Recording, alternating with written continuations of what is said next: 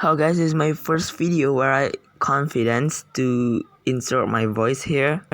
And I'm sorry for my bad English because I'm learning English now. I'm improving my English now. So I hope you will understand what I'm saying. I inserted my voice in this video because I hope this video will be easier for you to be understand. And now I will give you my tips how I drew this hair. You have to make the sketch of the hair. You can make it randomly. You have to familiarize yourself in making random hair. After that, you have to start coloring the basic color like this.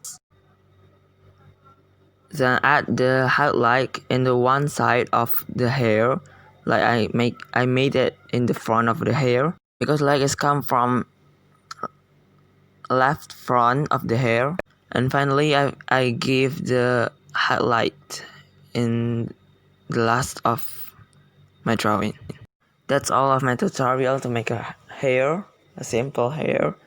And if you have any suggestion or any comments, you can write down below, because I'm not master at drawing. So I hope you can give any suggestion in the comment, and we can improve our ability in drawing together.